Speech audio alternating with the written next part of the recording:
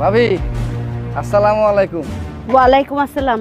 কি ব্যাপার ভাবি, তোমার গলাটা আজকে এরকম লাগতেছে কেন? মন মেজাজ খারাপ নাকি? কোনো সমস্যা?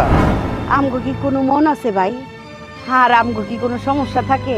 হ্যাঁ, আমরা তো রাজা বাদশা। তো আজকা আমার মন মেজাজের খবর নিতাছো, আবার গলার আওয়াজের খবর নিতাছো। কি হইছে গো ভাই? কথা না একটু পরে কইতেছি। এখনো এই যে তোমার লেগা পান সুপারি লই আইছি, ল। পান আনছো?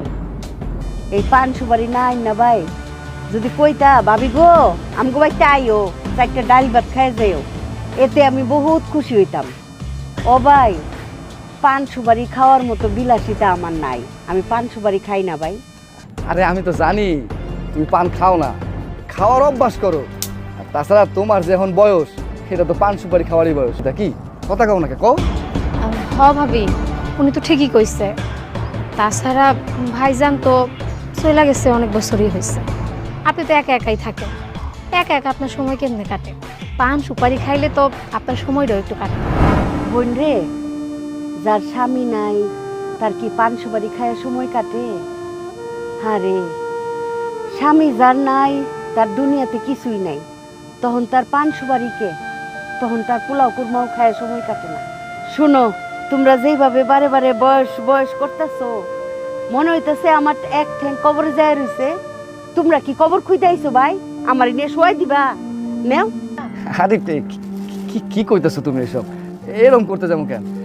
যাই হোক, ওই তোমার লগে একটা জরুরি কথা কওয়ার জন্য আইছিলাম। শুনলাম ওই বারেক মোল্লার কাছে তোমার শেষ সম্বল যে জমিটুকু আছে, ওই চাষের জমিটা, সেইটা নাকি বিক্রি করবা। ও, জমির গন্ধে গন্ধে চলে আসছো, তাই তো কই যে আজকে পান সুপারি আমার কণ্ঠের এই অবস্থাকে কত কিছু খবর নিতেছে আমার ভাই।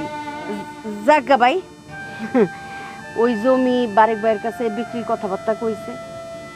আমি মোটামুটি ফাইনাল করে ফেলাইছি, ওনার কাছেই আমি জমি বিক্রি করব। এইখানেই তো তুমি ভুল করে ফেলাইছো। খালি ভুল করো নাই, মহা ভুল করছো। আরে এটা কোন কথা হইলো?